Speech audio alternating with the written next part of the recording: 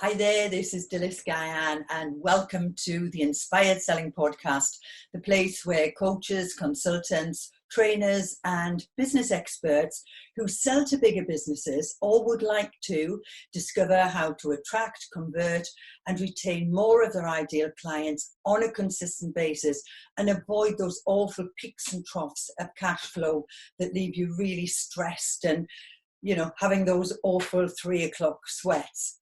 And I have got a returning guest who I am delighted to introduce you to again, and that is Jeb Blount. So let me just tell you a little bit about Jeb first, and then we can get into the meat of it. And this is going to be a fantastic interview, I can guarantee.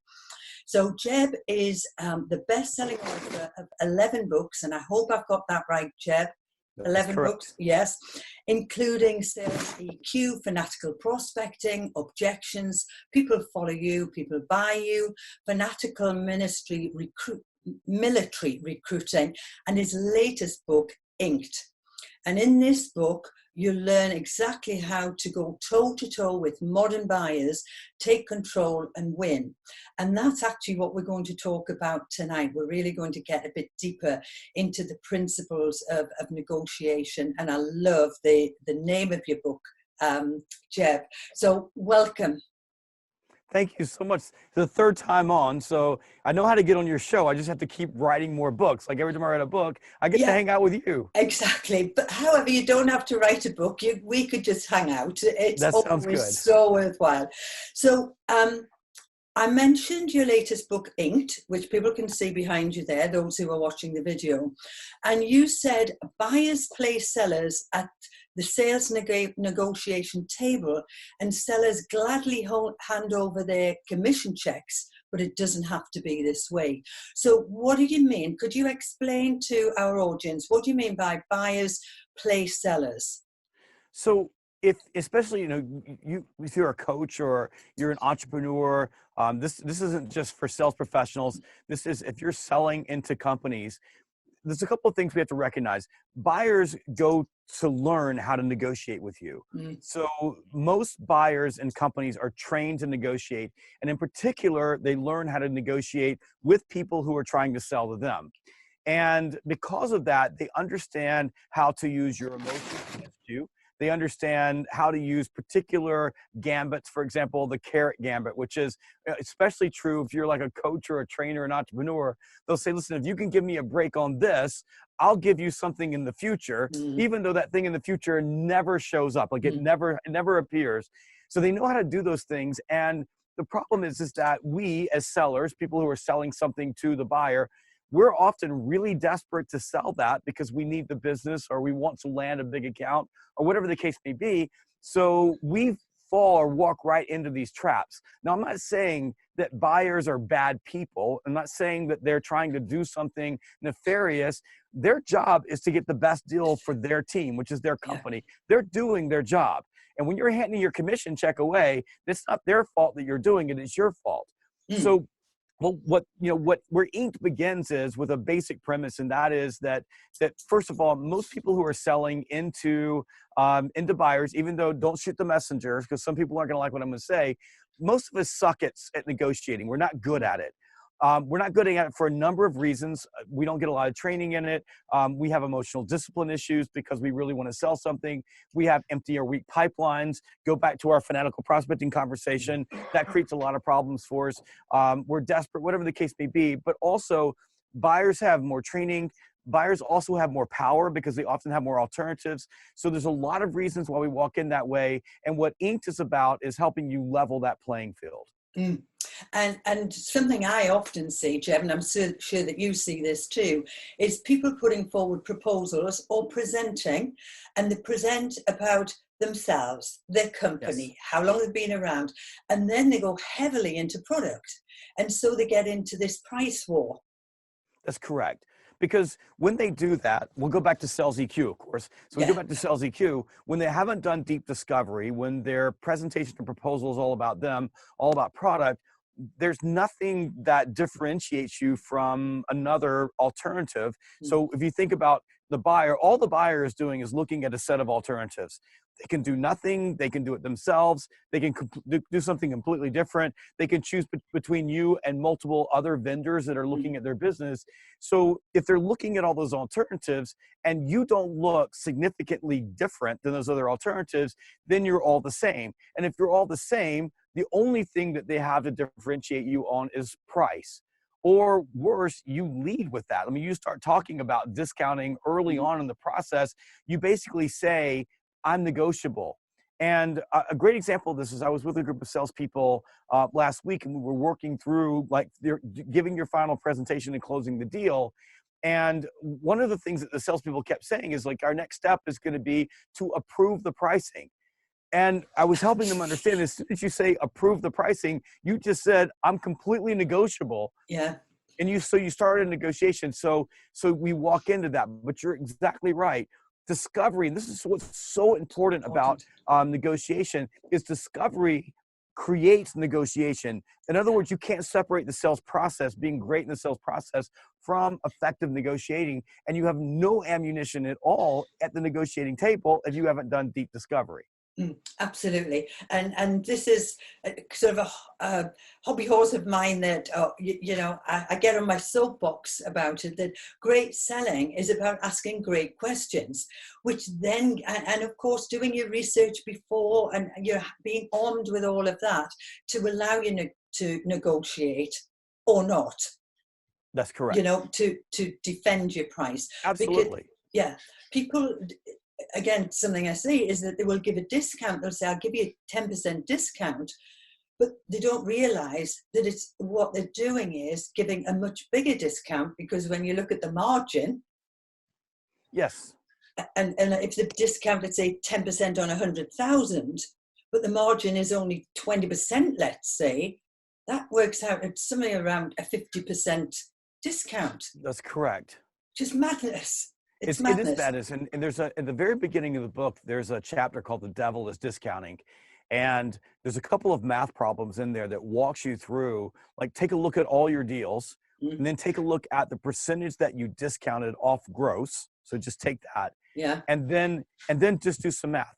If you had discounted 2% less, or 5% less, or 10%, I'm not talking about, just take if you had 10% discount, 10% less than that would be 1%, right? So if you did that, then what would the impact be to both your bottom line and to your commission check, your earnings, and to your top line? And for organizations that have multiple salespeople, there's a math problem in there for you as well.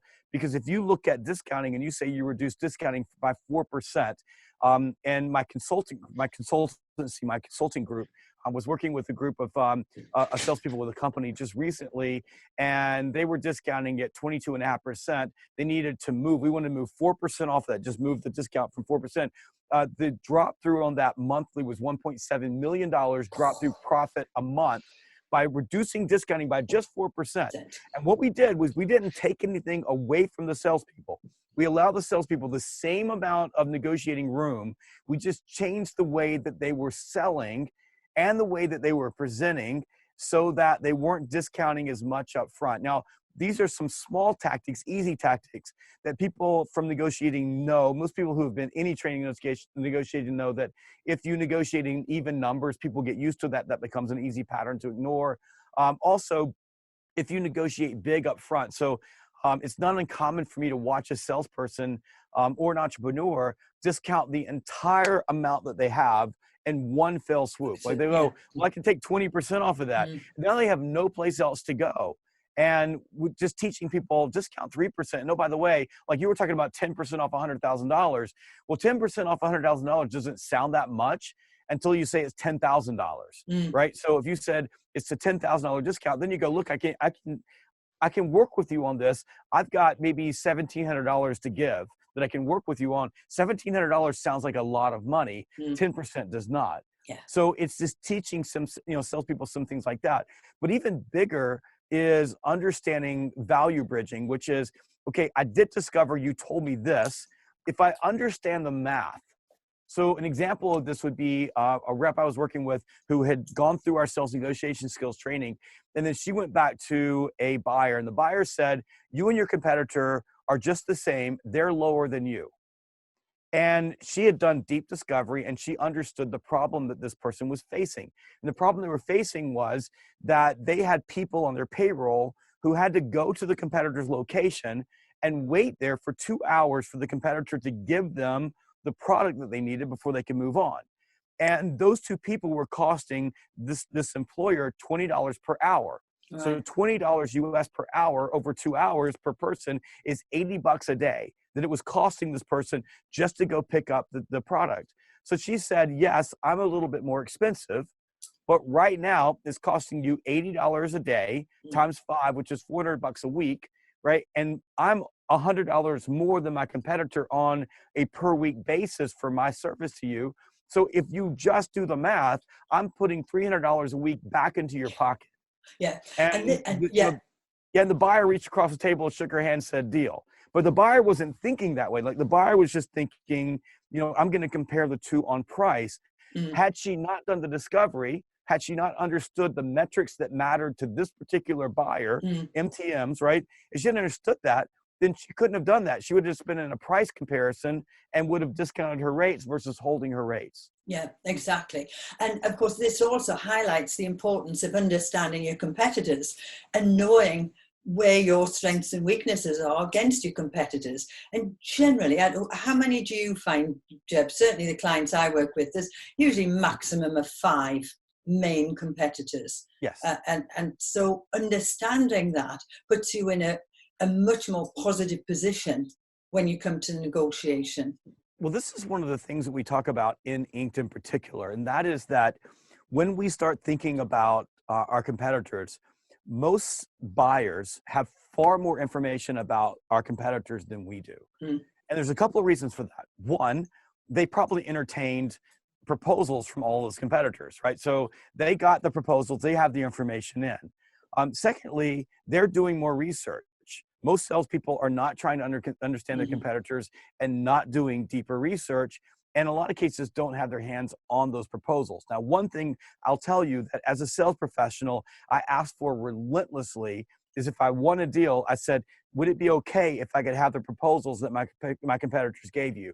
And about half of the time they would give them to me. A lot of them wouldn't, but about half the time they would say yes. They would hand them over, and then I was able to study what my competitors were bringing in. And shockingly, a lot of times it was different than what my buyer was telling me they were getting from my competitor. The other thing is that the buyers are in the marketplace. They're studying, they're researching, they're doing these things. Salespeople are just thinking myopically on the next thing that they're going to close, and they're thinking internally versus externally. So if you want to level the playing field, one thing is you've got to know your competitors. The other thing is you got to understand that in some cases as a seller, almost everything that you know about your competitor and their prices, you got from the buyer whose best interest is to tell you things that get them a better deal. Yes. So all of your education came from someone who is trying to play you because they want a better deal. Yeah, exactly. And it's not hard for companies. They can create a competitor information hub just on the computer system that whether it's entrepreneurs and they've got a team of people and they're finding information about competitors that they can just put it in. So it's not having to repeat every individual, having to do research. They can share that. They can share that with new employees who come into the company. And yet it's not done. I don't know why. I don't know whether they're just kind of engrossed in the job in hand and don't think it's deeper. hard work. It's hard work to put it together. I've got a couple of our clients that we deliver training for. Part of their onboarding process that we built for them is creating a competitor notebook. So essentially, it's kind of old school, but we make the person each week of their 8-week onboarding process, they have to go to one of the competitors. We give them a template, and they have to go do the research and learn everything about those competitors. And it really helps them from an experiential learning standpoint, gather that information. And another thing that we do for our clients, because a lot of times our clients just don't have time to do these things, is we create competitor playbooks. So when a person is facing a particular competitor, they can either via a card system where they can go find the information, or via an online app or an online website, they can go in, find that competitor, and they can get different information so they can get an overall view of the competitor, what that competitor's strengths and weaknesses are, how the competitor compares to the services and products they're offering, and some questions that they can ask. I'm not a big fan of denigrating competitors because it doesn't really I agree. make you any Yeah, better. Like, I it's just agree. like I said, if you get into the mud with the pigs, you're going to get mud, they're going to get mud Yeah, on you too, and you're going to look bad. yeah. However, you should be able to ask questions Mhm. so that get the person to become aware that they may have a problem. So for example, I used to have a competitor that when we were in competitive displacement situations, so we're trying to move the competitor out, that they had a MO. It was always the same. They would send a good cop and bad cop in. The good cop would be like, we love you, we love you, we love you. The bad cop would say, we're going to sue you, sue you, sue you. If you leave us, cost you a ton of money, everything's going to be bad. So what I would say to my prospect is, here's what's going to happen. You love my proposal. They're going to come in and talk to you. It's going to be good cop, bad cop. One person's going to say they love you. One person's going to tell you that they're going to do everything to destroy you and that I'm going to tear your business up. I just wanted you to know what's going to happen, and you have to make the right choice for you. And I would wait, and my phone would always ring, and they would be laughing on the phone. It was exactly like you Exactly said. that. So what I was able to do is destroy my competitors' credibility by showing them what was going to happen. The other Mm. thing is, I might say a lot of companies don't know how to evaluate a vendor. So I always ask, for example, what's your evaluation process? What's your evaluation criteria? In Inc., we give you a discovery framework called SCORE. And the first two parts of SCORE are success criteria and criteria for evaluation. So when you're dealing with an individual, and especially when it comes to competitors, or you're dealing with a stakeholder, each stakeholder in a deal has success criteria of their own. Oh, yeah. That success criteria may be aligned with the success criteria of the enterprise, but often it's their own personal interest. So especially in B2B, you're selling to someone who is using someone else's money to solve their problems. So you want to understand what the individual success criteria looks like. But also you have criteria for evaluation. Now, criteria for evaluation is the enterprise level. So if we take the stakeholder group as a whole, they're evaluating their alternatives, which could Mhm. be doing nothing. It could be doing it in-house. It could be Mhm. different vendors, but they're evaluating those alternatives as a group. Now, this is important because in a lot of cases, that group does not have a methodology for evaluating the vendors. So one of the things that you can do early on is you can, at part of discovery, say, what's the process that you're going to use to evaluate your alternatives and pick the one that's best for you. Yeah. So you ask them that question. If they don't know, then you can teach them. And I lost a deal recently where my competitor had gotten in early, and it was a big training company, and they had provided them with an entire like template for evaluating vendors, and they were using it because they didn't have anything else. The Right. problem was is that evaluation template was geared to my competitor's benefit. Like they built it for their benefit. Now I don't have a problem with that. I mean, I was telling my guys, like, this is great. Like this, they crushed us because they got in early. Yeah. So they had actually built that. You can do that with RFPs. You can do that when you get in early with groups. So if you can get there first and you can put that in their heads, then suddenly you can start changing the playing field. Because essentially what your job is from the very get-go, if you just think about it like this, is to neutralize or reduce the number of viable alternatives that the buyer sees, Mm. because the buyer's power to negotiate with you is derived from the number of viable alternatives. So we just go back to what you said. If you show up and throw up and you don't look different than anyone else, Mm. all the alternatives either look the same or you get rated lower. If you're able to go in and through questioning, through discovery, through building a better business case, through value bridging, which is basically taking what you do and bridging it to the problems that they want to solve, or Yeah. the challenges that they're facing, or the opportunities that they can capture with your Mhm. product. If you can bridge to that using their language, not yours, suddenly you're building a business case that they can buy into, which takes the other alternatives and begins to reduce or neutralize, the value those alternatives have. Now, Mm. you have to do that at the enterprise level and at the stakeholder level. So if you can get a stakeholder who sees only you as their viable alternative, then you have a much better job of moving the entire stakeholder group. And that's called motivation. So Mm-hmm. power is one, there's three prongs at the negotiating table. One of those is power. Power is derived from alternatives. One of those is motivation, and motivation is emotional, right? It's an Yeah. emotional motivation to do business with you. So with motivation, we're focusing on the individual stakeholder. That's why stakeholder success matters so much. So if I'm both focusing on the individual stakeholder and the individual stakeholder becomes emotionally attached to me, think Mm-hmm. sales EQ, think relationships, think Yeah. human connections, then that stakeholder says, I really, really want to do business with you.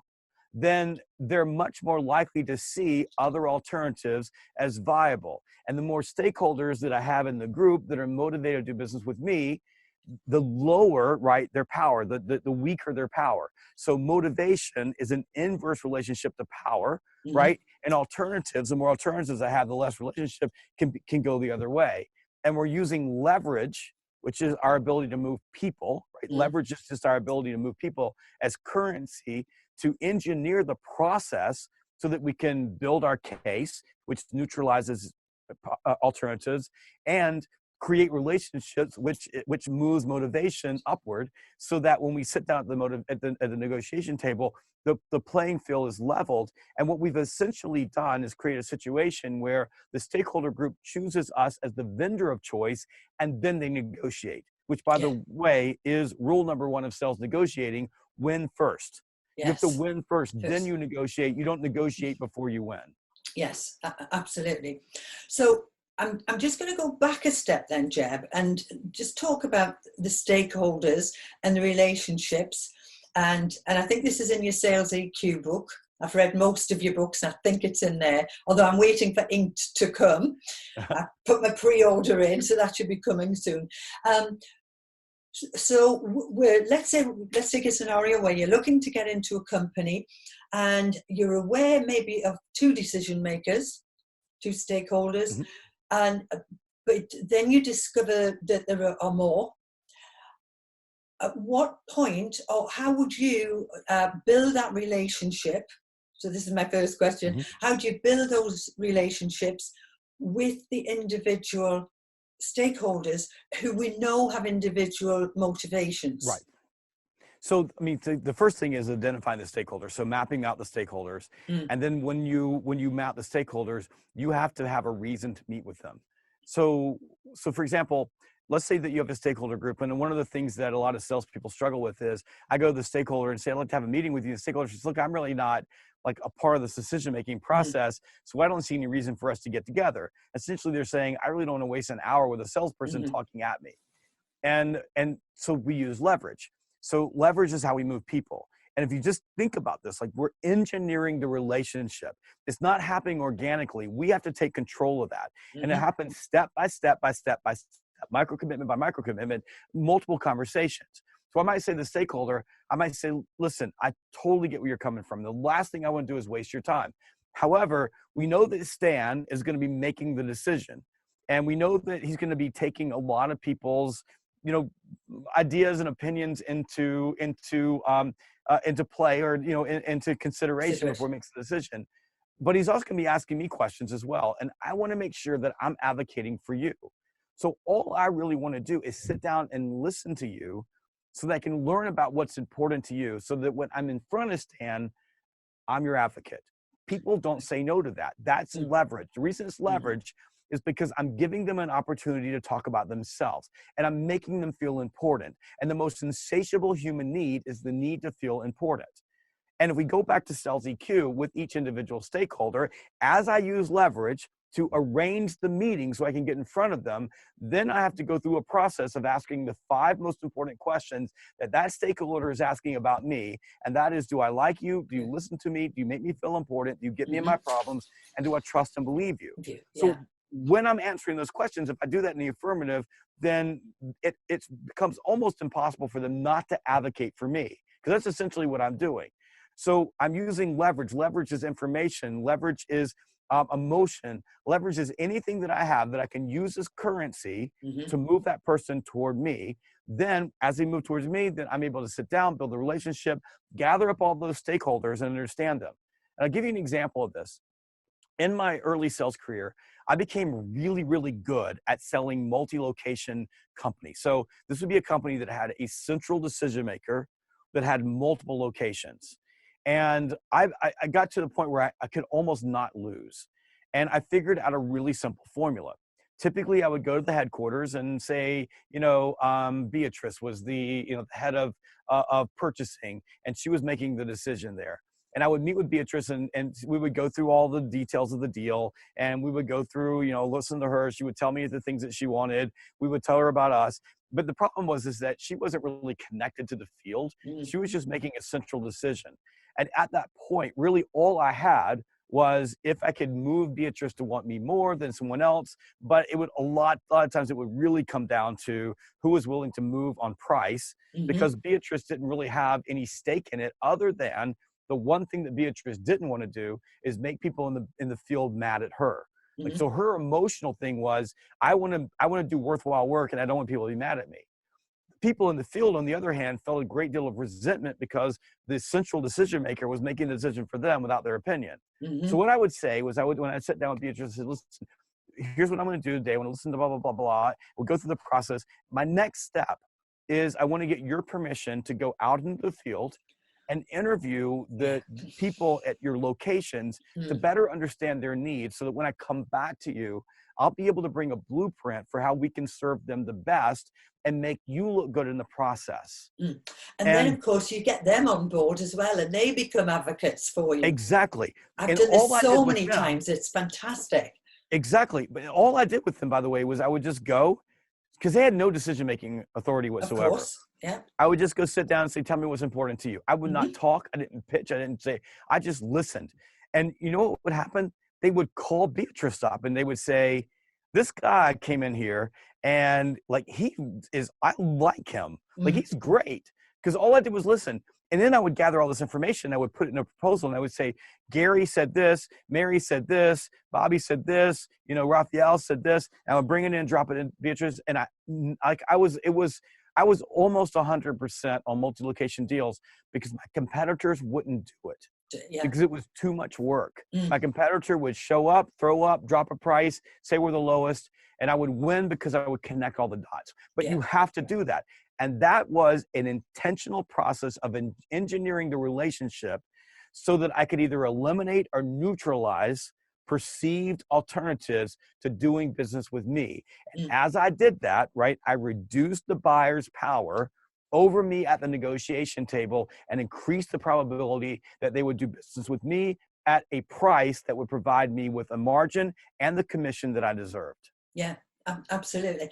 And I've got loads of stories I could share with you about this. I'm not going to now, but one of the things that I find is hugely impactful is that not only is it giving you information that you can then leverage, but nobody's listened to them before. Nobody has gone out and spent the time to talk to them and find out what's going on, what's important to them, what the challenges are, and so on. And so that, along with the information that you get, is massive. And you're right, the competitors just don't do it. That's correct. Yeah, You're exactly right. But this is why, I think Inked is such a powerful book. But it's powerful because what it does is it connects all the dots. Like what we're talking about is, and this is the problem with most negotiation training and most negotiation books that salespeople read, is that those books treat the sales process as if it's separate from the sales negotiation. Yeah. And you cannot disconnect those two things. They work together. And from the very beginning, from hello, you are setting up what's going to happen at the sales negotiation table. And for salespeople and for entrepreneurs and for business people, you got to pay attention to this. You said this at the very beginning. Those discounts, those terms and conditions that you are giving away have a massive negative impact on your business. That doesn't mean that you're not going to have to negotiate. And it does not mean that you're not going to have to give discounts. You will. And buyers are going to focus on price and fixate on price. They're going to do that. but your job is to win for your team. Your job is to make sure that you get the margins that you deserve while also preserving the relationships that you have. But Mm. giving it all away costs you so much money down the road. Absolutely. And of course, the other thing is, if you give 20% discount this time, you have to give 20% the next time. And when they refer you to someone else and they give the information as Yep, well, and you make sure you get 20% discount because that's that's what exactly it gave right. to me. So it's like a And vicious even circle. and even worse, one of the things that happens is when you give, like, when you give everything away at the negotiation table, for you, the person who gave it all away to get the deal, when you walk away, in your heart of hearts, you feel resentful. You Hmm. feel like you were used. You feel like you were taken advantage of. You don't feel good about yourself. So it impacts how you feel about yourself. That's one of the big problems. But at the same time, you sometimes discount so much that it takes away your ability to provide the service levels that your prospect or customer is expecting. Mm. So you're not able to take care of them.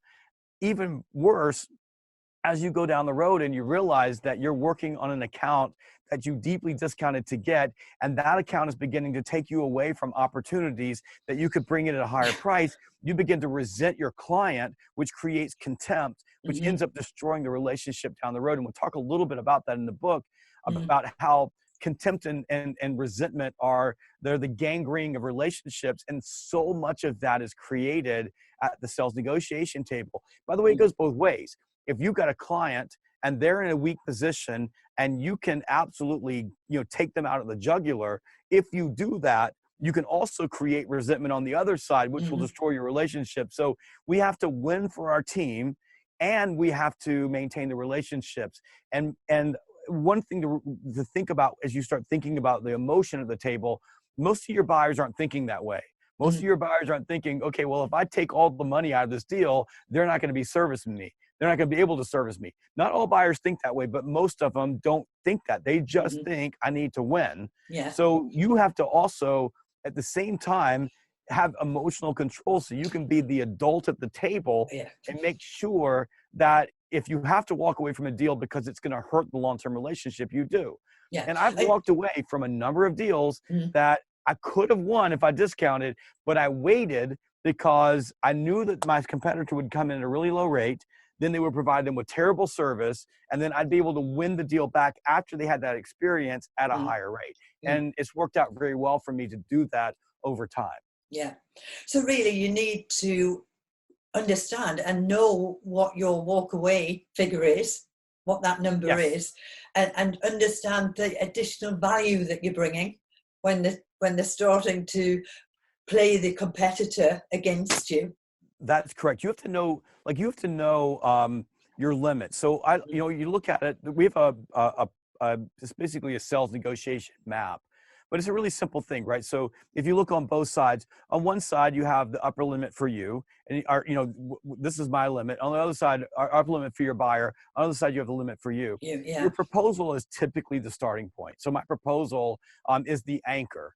And when you start looking at your negotiating positions, you want to look at what's my anchor, and then what are my fallback positions Hmm. to a place that would be optimal for me. So I know I'm going to give something away in a lot of cases. Now, if I do my job right, by the way, a lot of times if I do my job right, and I would say probably in the neighborhood of about half the time, they're just going to say yes to your proposal because Hmm. you did everything right, built a case, eliminated alternatives, owned the stakeholders, and they just say yes because it was perfect. But what I try to negotiate backwards to is a place where I'm still making my profit. I can deliver for my customer. I can do all the right things, and it's okay. Mm. After that, you're basically negotiating to your limit zone, which is this is a place. So you have your proposal, you've got a target, you have a limit, Mm. and after the limit, that's your walkaway position, and that limit's going to be not just price but also terms and conditions. So if Yes. you have terms and conditions that don't allow you to take care of the client, it becomes a problem. I walked away from a really big deal last week because the terms and conditions that the client was insisting on were going to make it really hard for us or create really bad unintended consequences Hmm. down the road. And I wasn't willing to sign up for that. I hated losing the deal, but I had to do it. Yeah. And they might come back. We don't know, but I'm Mm. not willing to sign up for those things. So you need to know what those limits are. and what you can and cannot negotiate. And part of that for salespeople is building something called a give-take playlist. So a give-take playlist is simply this. There's two types of leverage. One type of leverage gets the buyer to bend to your will during the sales process. The other type of leverage gets buyers to stop negotiating. So once I know what my limits are, what's my limit zone? This is as far as I can go. And I know what my anchor is. So then I need to build a list of all the things that I can give away. I now want those things I can give away to be non-monetary if possible, right? Funny money, things I give away that have low value to me, but high value to my prospect. And I want to look at things I can take. So if you think about what you said, which was brilliant, right? I've got to do discovery and learn. As I'm doing discovery, I'm asking questions. The stakeholder group, think success criteria and evaluation criteria, the stakeholders are telling me, this is what I want in the deal. So I start making a list. And so as I put my proposal together, I have all these things the stakeholders wanted. Then as they start negotiating with me, what I can take away are the things that they put in the deal, not what I put in the deal, what they put in the deal. So you say, well, look, we need a better discount. I go, great, I can give you this, but I'm going to have to take out the free training for your people when we implement this software solution. And what I'm trying to do is take away stuff to create enough pain that they say, we're good, we don't want to negotiate anymore. And through that give-take playlist, creating that pain of taking things away, then they'll stop. And once they stop, we can get deal alignment. And again, this highlights the importance of breaking down your proposal into the different elements, so that it's easier then for you to take things away. Absolutely. Particularly when they've asked for them. And it's interesting because the salespeople, and you and I both know that many salespeople aren't trained particularly well on negotiation. But it's even worse than that, if I can use those words, for our consultants, coaches, trainers, entrepreneurs, business experts, and so on. And they don't plan. They don't know what their anchor is. They don't know what their walk away point is. They haven't itemized everything so that they are in a position to be able to take away. And of course, often they don't understand the competitors, haven't done the research. So there's a lot of elements in there.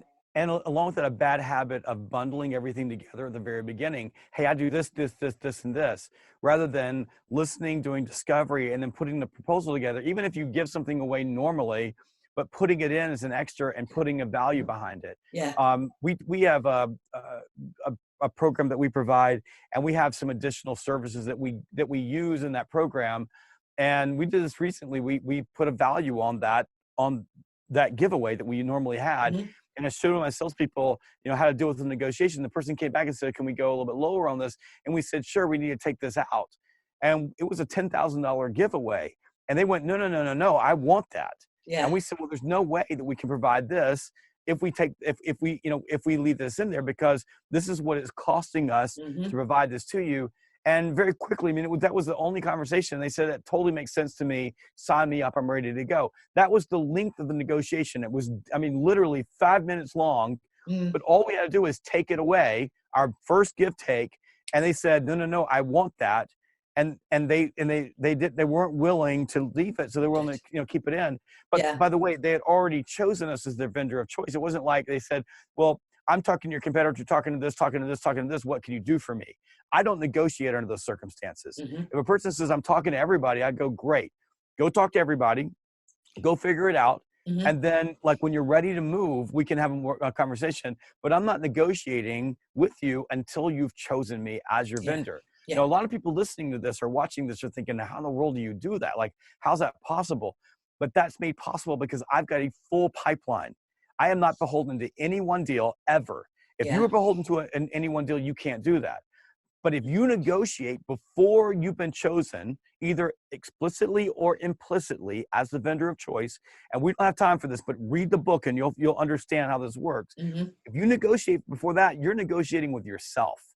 You're competing with a vendor. You're in a bidding war, but you are not negotiating. Negotiating happens after they say, I want to do business with you, but.